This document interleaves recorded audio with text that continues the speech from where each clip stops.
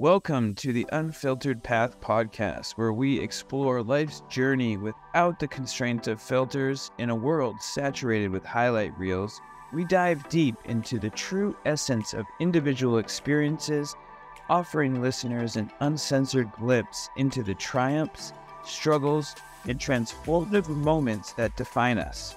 Our mission is to provide hope, inspire resilience, and remind you that every path, no matter how windy or rocky, can lead to growth and enlightenment. Join us as we navigate the uncharted territories of truth, and to be moved, be inspired, and discover that you're not alone on this unfiltered journey of life. Hello, everybody. My name is Graham Duval, and I am the owner of Valüd Productions. We are a video marketing business helping other businesses become more successful through the power of video. And I am joined by my awesome co-hosts today. Good morning, everyone. Trinity Baker. I am a mindset coach, which means I take people from survival mode and I bring them into thrival mode, living as their true selves and their happiest lives. And I'm joined here today with my co-host. You inventing a word just never gets old to me. I smile every time. Hi, my name is Danielle. I am the owner of Aerialist. I am an aerialist. That's a fancy term for performing suspended in the air. I'm also an educator, so I teach other people how to do it too. Today we have our wonderful guest with us. How you doing? I'm Seth Hirsh. I'm the owner and operator of the Foundry Brazilian Jiu-Jitsu here in Farmington, Maine. I also was a former physical therapy assistant up until January 1st of this year before I went full-time into the Jiu-Jitsu world. Oh, I can't wait to have that conversation. Yeah, that's intense. Yeah, that's a little nugget that we didn't talk about because there is that. It's not always. I think the entrepreneurial journey is not always like going from a career to going to full business. And sometimes, like I'm still working as a nurse. I think sometimes we have that bridge. So tell us about that bridge, Seth. That is really exciting. Congratulations, because you new level of business. Yeah, for sure. So, boy, it's been a long road. So I've been doing jiu-jitsu and teaching for almost 20 years now. And it's funny because when I first started doing it, I was a young whippersnapper, right? And I remember telling my mom, I was like, yeah, one day I could own my own school, that'd be pretty cool. And she was kind of like, is there money in it? You should go to school, you should go to college, and so anyway, so it's been a long road, and it's kind of funny because in the middle of that journey, I kind of just sort of forgot about that dream a little bit and just did the 9 to 5 as well as teaching jiu-jitsu. And then somewhere along the way, it was probably maybe 5 years ago, it started to click a little bit that I could do, the jiu-jitsu thing full time if I sort of pivoted a little bit and planned a little bit and adjusted a little bit. And yeah, it was a gradual, slow cut down in hours from the clinic until finally I just had to take the jump this past new year. So it's exciting. And it's working out great so far. I'm loving it. It certainly is passion work, and there does come a warning sign in terms of the financial side. But what's incredibly interesting is I feel like the younger aerialists, when I first became an aerialist a decade or plus ago, those people became doctors and physical therapists. So you just did it in reverse, but a lot of aerialists that were aerialists young went to school in that field. So I just find that really interesting. Yeah, so I guess it doesn't matter how you get there, but we all just want to participate in the athletic world once you're kind of self-committed to it. There's this give back need. Yeah, 100%. And so I had co-owned the business all along with another person. And then when I went to school to be a PTA, I said, this is my plate's full, you take the business. And I'm going to teach still, but I don't want to run any of the stuff. And then when COVID happened, I think that burnt her out. And so she approached me and was like, hey, you want it back? And I was like, yes, like my life is ready for it now. And so that was in the end of 2020. And when she gave it back to me, it had 15 paying students, and now I have 145 paying students. So yeah, so that was kind of like another shift of like, hey, what I'm doing now is working, and so like I need to focus on that and keep that grind going. So that's a lot of students, I mean. yeah, kids and adults, yeah, for sure. I actually work out of a dojo. Oh, really? So yeah, so I'm around all the equipment. I don't know what any of it does. I just know that knives hanging on the wall and like fake dummies that scare me. Sometimes I have to put something over them. Yeah. But do you know in dummies they even put the impression of jeans on it? So it's like this giant rubbery thing you like beat up or train on, and it just has like these jeans imprinted in it. So creepy. Jeans is my absolute worst night. Like I try not to wear them at all whatsoever because they just are not like my road language, I guess. Yeah. I agree. I'm in a giant onesie right now. I love that. I love that for you so much. That's awesome. Yeah, I think it's super cool, Seth, being transitioning from like doing something that was like the paying the bills job to then going all into what you wanted to do. I think that's very inspiring. I know myself, like when I first started my business, a similar position, I had a part-time job, and my goal was only to make part-time income from my business so I could have full-time income.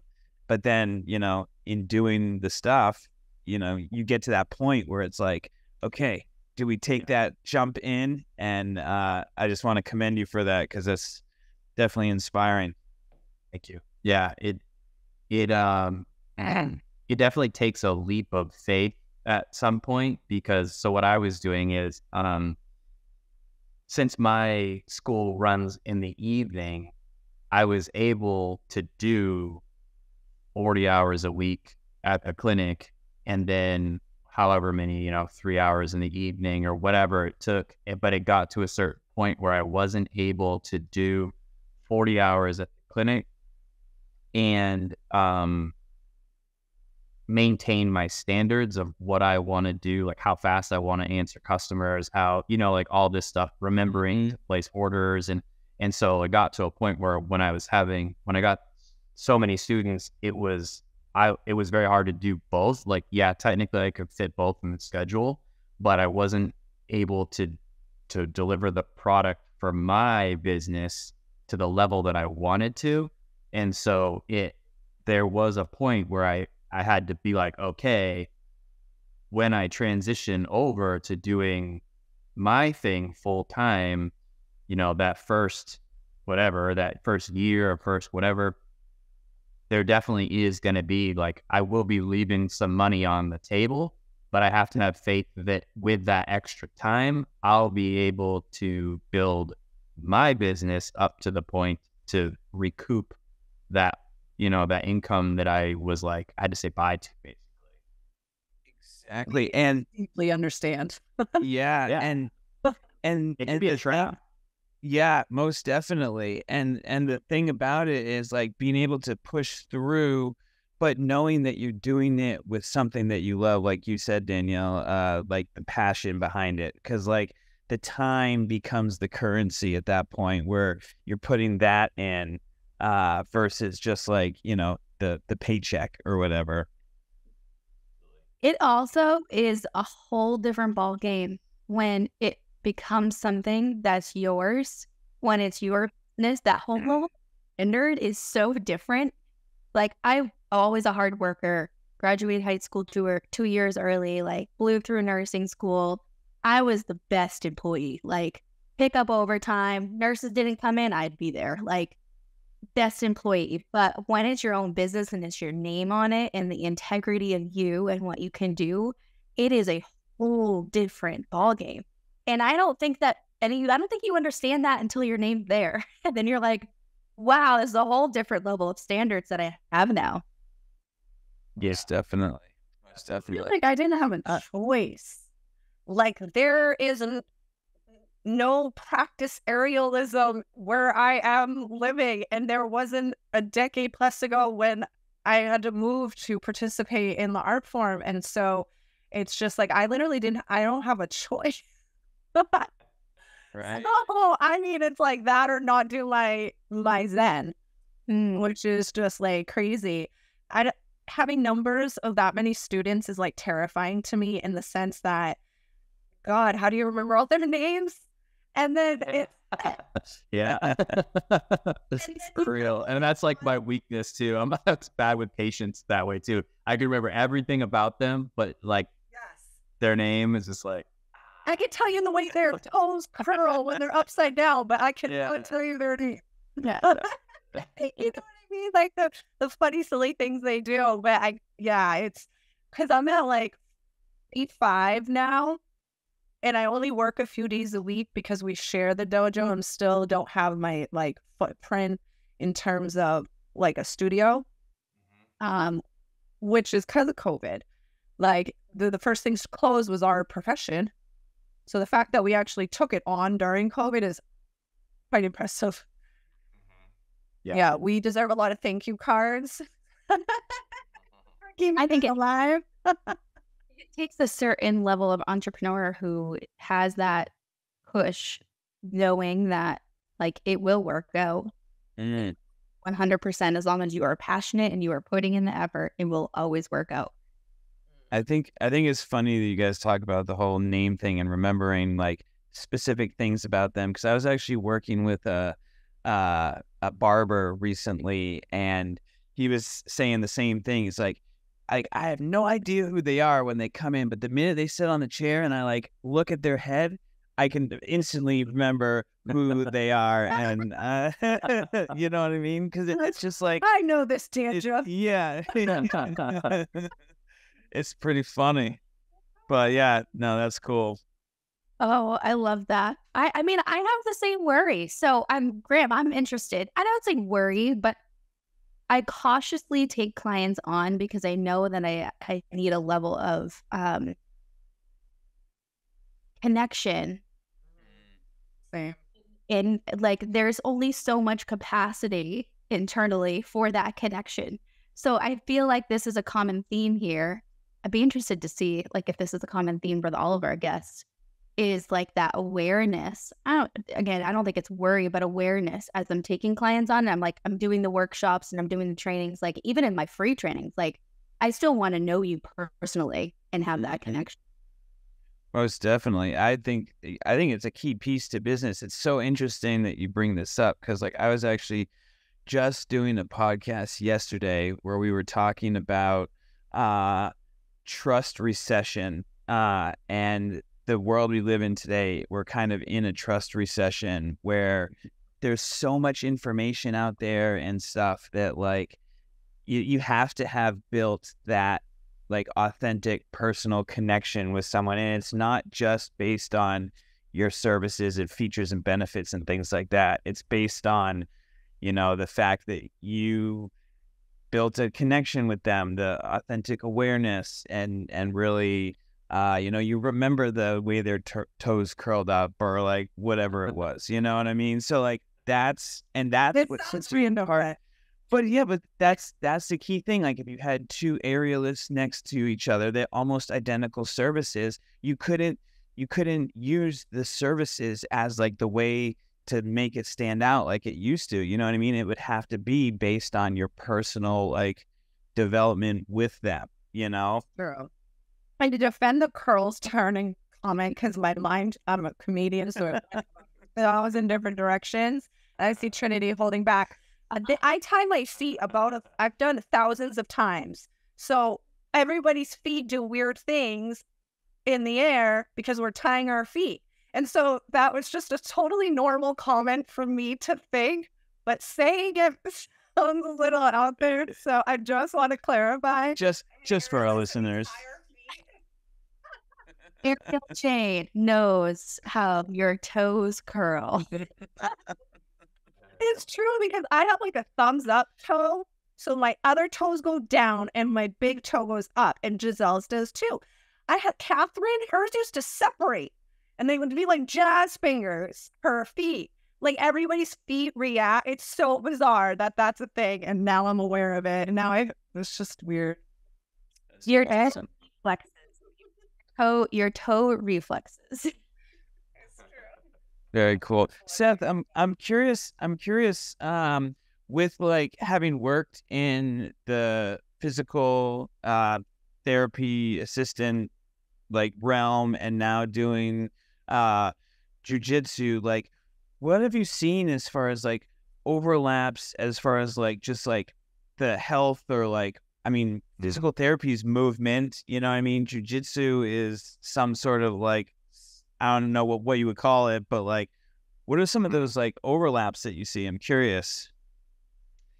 Yeah, so I think one of the biggest things that I would notice in the profession of physical therapy is, like we were talking about, you have to build that connection with people. And so a lot of times, like I always ask people what their hobbies were, you know, like, what do you do for fun? And there was almost always a correlation between the healthier patients had hobbies. The ones that did not tended to be less healthy. It was just something I sort of noticed along the years. It's kind of like, you know, what keeps you going every day? You know what I mean? Do you have something besides work that gives you some life, or do you literally go to work, come home, plop down, go to sleep, repeat, you know? And so I would notice that people, that even if they didn't necessarily have an active hobby, if they just had something, they tended, this is anecdotal because I don't have any research on it, but they seem to recover with better outcomes and faster too. Like they had something to get back to versus just like, well, whoa, you said it right there. Yeah. You know, whether, yeah, they had something to return to, something to get back to. And the other people that didn't have any hobbies, I don't want to say they had a victim mindset, but it was a little bit more of like, well, this is my life, and sometimes my life is bad. I feel like it's bad.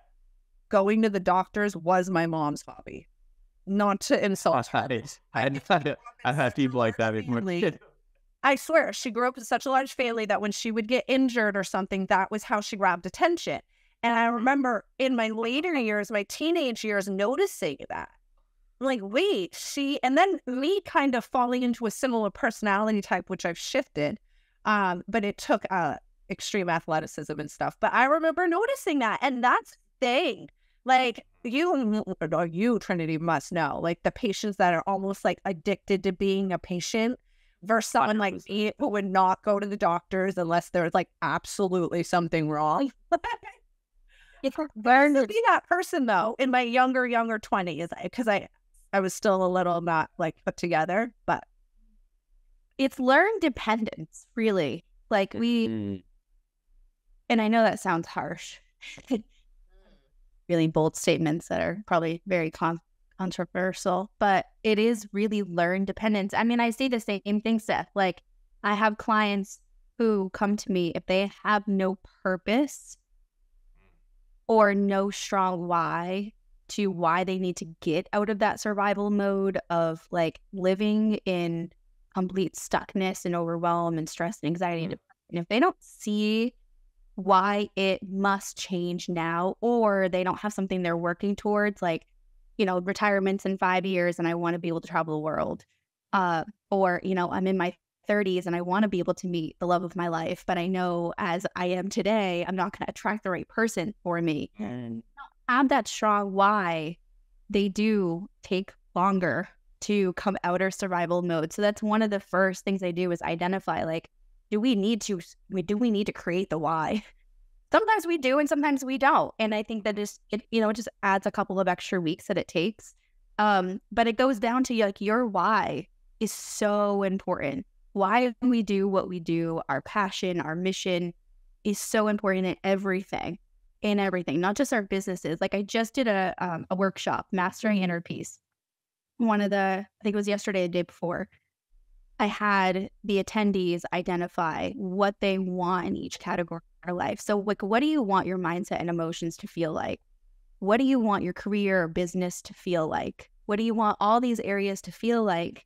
And then what we do is something called outcome journaling, and it's focusing on what you want versus what we don't want, because I think most of America focuses on what they don't want every day, all day long. And that's where we lose our why and our passion and our mission, because it's there.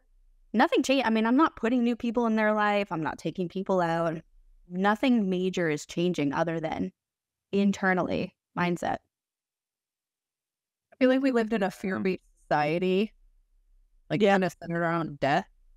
Like, you know, and like to live outside of it takes extreme effort, almost like a level of loneliness before you find people like you, at least in my experience. I also like to say, you know, exercise is best served fun. Yeah. And there's just like even in that just realm, just really approaching exercise and how we spend our time and just a different point of view. Like people think athleticism ends when you get out of high school. In my opinion, it should only just be starting, because then you can do more extreme things. You're more self-aware of your body. We live in the complete opposite of what I think it should be. Children are overstretched, overworked. All the money that exists for athleticism gets poured into this young age. And then it's like, oh, well, no wonder adults are depressed. You just taught them that they do this, and then it's not there anymore. And then, you know, that's why I spend so much time working with adults. And, you know, the money is where the children are, but I put a lot of myself into the adults, because that's where the shift needs to happen first, because they should have never stopped doing their thing. Maybe shift it, cross-train, do something different, whatever. But that mindset is so embedded on how we see life. And it's where I think the ultimate shift needs to happen in terms of how I affect things in physical realm and art. You know, like it's insane. You're 18 and then, oh, it stops. Or maybe you go to college, but then it stops. There's so many different areas where we could do that. I mean, working out and moving your body every single day does not need to be the gym.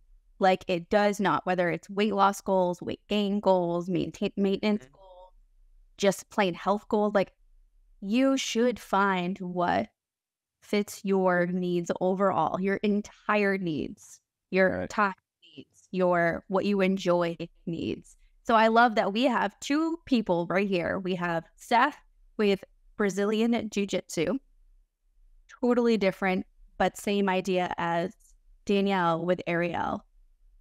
Those are two really great examples of how you can tap into body movement and health in your adult years. That's not your typical gym. Most definitely. Is like exercise happens. Like I heard someone say, do your squats when you brush your teeth. Or I have people buy their pull-up bar and put it at the bathroom. So you do 5 when you walk in or 5 when you leave. And even micro pull-ups count. Like these tiny little pulsing so your body knows it's doing it. And like it's transformative. It's insane how much can be done in just the regular motions of your life. So when you do go once a week or you're 3 times a week to the gym, you're living that lifestyle. So much is done at home and just how you live your everyday life. Yeah, I'm curious, Seth. You know, Danielle always talks about like when she introduces Aerialist as the bird of the circus, and you kind of get that understanding of what it is that she does in that art form. I'm curious, is there something similar? Like, how do you explain Brazilian Jiu-Jitsu? Like, what is it? Yeah. So what I tell people, if they're interested in, if they don't know anything about it and they just, you know, want to take a class, I tell them that it is fundamentally, it's a grappling art. So I tell them we don't spend time with weapons and punching and all that stuff. This is up close and personal grappling, like self-defense. If you're on the ground, how to get up off the ground, how to hold somebody on the ground, like all that type of stuff. But it's very difficult to tell people what something is if they have never seen it before or never had a martial art before, right? And so I actually like try not to go super deep into what it is when I'm talking to somebody, because no matter what I tell them, I have to be careful, because they're already nervous and they're already anxious about trying something new. And so if I make it sound a certain way, they're going to think level 10, and it's like, no, it's not like that. And so like, I try to tell them, it's a self-defense system, it's a great workout, blah, blah, blah, but come in and check it out first. Participate as much as you want to in that first class. If you don't want to do something, don't do it. Because the other thing that I've realized too over the years is when we talk about like building a rapport with people, right, is when somebody first walks in the door, they don't know me, they don't know Brazilian Jiu-Jitsu, and they don't know how good my business is at teaching Brazilian Jiu-Jitsu. I could tell them all those things, but they don't believe it yet because they have no exposure to it. So when somebody walks in, my mind was always set on the appearance of the gym and the culture of the gym. So that when somebody walks in, they're like, I don't really know what this Brazilian Jiu-Jitsu thing is, but everybody in here looks like they're having a blast. And then as they sign up, then they actually start to learn the art and what it can do for them and all that other stuff. Because at first, like if somebody came in, this is years ago, somebody came in, I threw them right in the deep end. And I was like, oh, they need to know what it's about. They need to like feel how effective it is and blah, blah, blah. No, that works for some people, but it did not work for all people. And so I've really started to develop a way to slowly introduce people, have them come in, get the nerves out of the way, reduce that barrier to entry, and have them leaving feeling successful. Because that's the other thing. I was like, well, if everybody just gets like absolutely beat down their first class, they got to see how effective it is. No, people want to walk away with a win. They want to walk away with feeling like they learned something. So like over the years, like my whole approach has changed a lot. But yeah, explaining Brazilian Jiu-Jitsu is definitely difficult to somebody because everybody always thinks it's like karate. And it's like, right. The only thing it has in common with karate is they're both martial arts, so that's it. But interesting. Yeah, that is so yeah, 100%, it's different. And it's like I've spent 20 years trying to explain to my mom that it's not that, so I'm not gonna. Oh my God! If I had 20 years, real yoga and stuff. Yeah, if I've been 20 years to talk to somebody and I still can't quite convince them of what I do, then this person on the phone isn't gonna get it in a 5-minute conversation. So I gloss over it. Get them to come in and this is what it is, because it's also different things to different people too. Like some people they're there for the workout, some people are there for like purely the social aspect of it. How many people have like made friends by being in the same program and stuff like that. It's actually really cool to see, to be honest. It is. That curly, because like what am I going to tell people? Oh, it might hurt to put on a shirt the next day. Or you might not be able to hold your steering wheel. But yeah, it sounded good. Sign up. Take my money. Yeah. People just aerial yoga. They think, or they think I'm pink and I'm in heels flying above millions of people. Neither are correct. And so it does take a little bit. Oh my God, I'm so with you on that. It's a journey. But gosh, it's so rewarding seeing the little faces and then seeing like the friendships and the confidence that's built over time. It's so rewarding. Jiu-Jitsu is more of a self-defense kind of art form. Yeah, that's cool. And I'll tell you, because Seth, you also bring into a very remote area where I live in Rangeley, Maine. And so Brazilian Jiu-Jitsu was one of the first arts or athletic spaces that my son, who has a very hard time paying attention and being engaged, actually paid attention. It was very engaged. And so it was really cool to see like just the whole atmosphere for kids, I think it teaches them like a lot of that discipline that, especially at a younger age, many other sports don't teach them, or athletic areas don't teach them that strong discipline, which includes listening, paying attention. Because if you're not paying attention to that next move, you're going to get your butt kicked and figure out the next move, right? The thing about his art form and my art form that's amazing is it's an independent sport. There's no winning. There's no winning at the end of the tunnel. So there's just a whole different mindset to exercise and participation with the peers in the room. It's a completely different thing because there's nothing to win.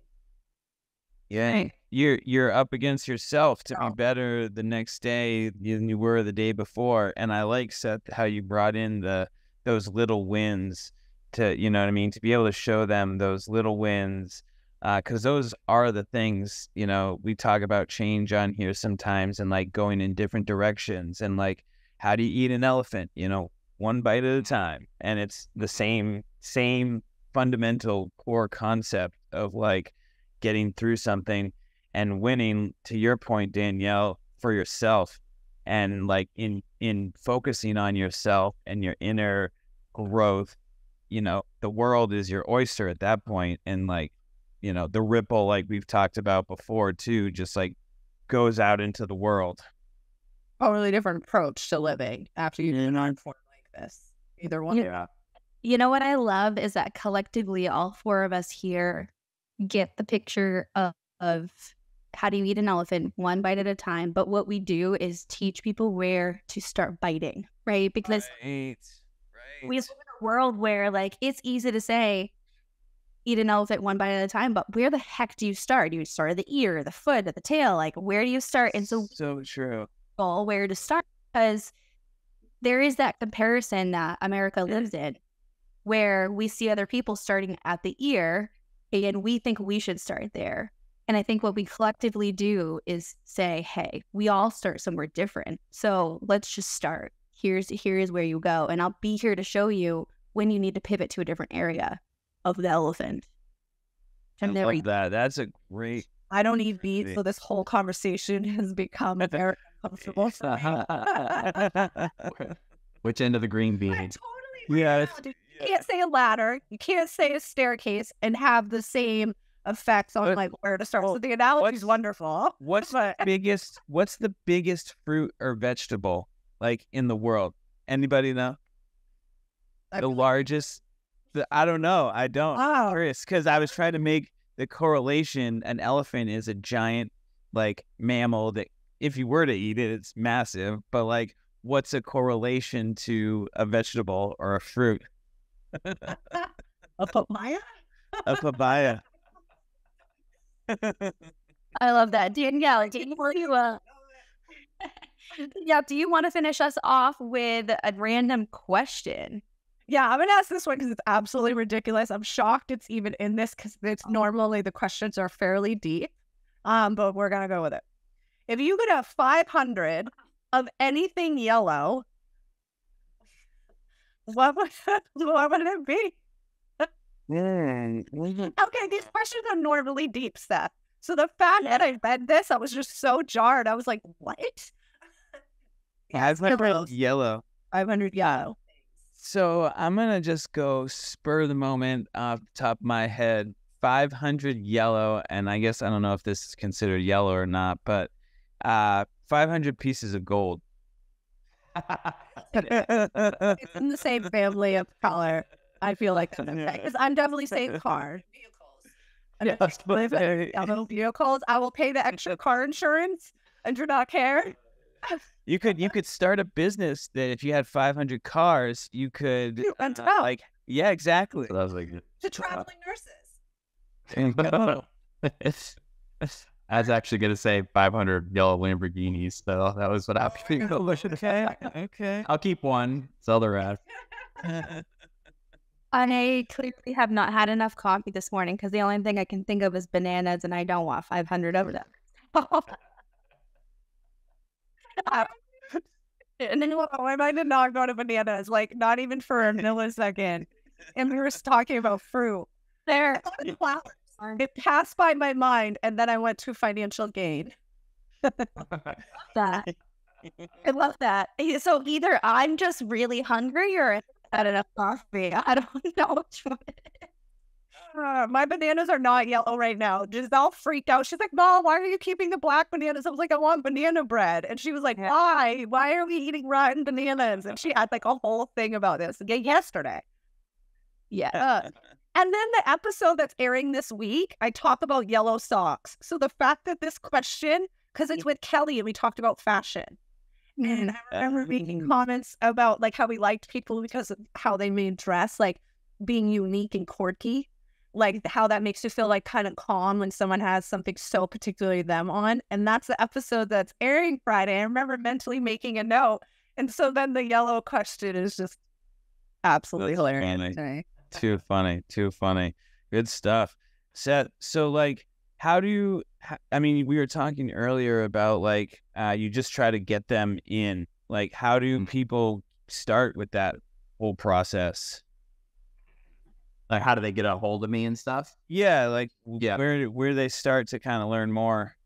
Yeah, so they can either find me on our website, which is just boundarybjj.com. We have a Facebook page too. A lot of times, a lot of people answer me through like ads on Facebook and stuff like that, on Instagram. I think it's Foundry Farmington on Instagram. I don't use Instagram all that much, to be honest. I really should. But and then the Facebook page is just the Foundry BJJ. So yeah, you know, they message me, and then we have a free trial system right now, so that you can come check out a class for free and see if it's even something you like, and then you know, participate as much as you want, and then we go from there. Awesome. Very cool. Yeah. Oh yeah. So that takes some time to be able to offer that. The idea of that, I'm like, oh my God. That's very generous of you. Yeah. I mean, it's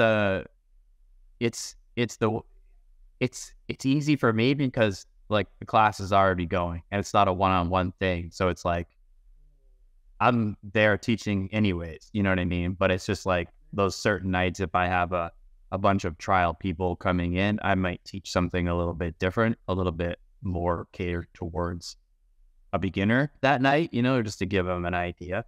But yeah, like I wouldn't do a free one-on-one private lesson at this point. That's too much. Yeah. So much of my focus away from the students that are already like paying and going regularly, committed to themselves. So for me, it's and that's balance too. But having a day that I designate to it, so I do art walks for free so people can show up and try, and they can leave a tip if they want, which I'm going to try to enforce more this year, but I still can give my time. That's cool that you can do that. I might pop in for a class then. Yeah, absolutely. That's very cool. Love to do that. So Seth, if we have a listener listening who's like, "Ooh, I want to try this," what's a common misconception that keeps them from walking through the door and trying it? Yeah, they think it's like Fight Club. Like they're gonna show up and like battle to the death. You know what I mean? It's like, no, it's not like that at all. Like we have people from all walks of life, all fitness levels. You know, in the adult class, we have 18-year-olds and 52, 53 maybe year olds. I think that might be our oldest right now. The past, we've had pharmacists working with construction workers and police officers working with somebody that may have had a little bit of run-ins with the law in the past and have, you know, changed for the better, you know? So it's a melting pot. That's super cool. Awesome. Can everybody answer that question? I mean, that's a question I did in my business meeting recently, and it was just such a nice reminder. So I would love to hear everyone answer that. Yeah. So like, what is a common misconception that gets people to not even take that first step in looking at working with us? Yeah, that's good. I'd say the one for me is that you can just do it with your phone. like, yes, I tell people to get started with their phone, and it's a great place to get started. But like, if you really want to showcase like some high level stuff, you know, it takes more production value than just whipping out your phone. Whipping out your phone there's a time and a place for it, but like for certain things, definitely takes a little more production value. You have 5 clients now, so excited. What you, Danielle? that it takes arm strength, or that you have to be flexible, or young, or pretty, or skinny. Yeah. My oldest student is 53, 4, and she performs with me, so she's not just a student. I put her in front of crowds a couple times now. So, and then my youngest is in a homeschooling. I do homeschooling PE, and she's 6, so she's slightly younger than my daughter. Wow. So, I think one of the most common misconceptions for people taking that first step into working with me is that they think a mindset coach or life coach is the same thing as a therapist. And they've been, quote, working with their therapist for years now and nothing's changed. And so I think that like, they literally will answer their own question. And I'm like, okay, so you just answered the question has that worked for you, right? Because there is always a time for mental health professionals, former psychiatric nurse.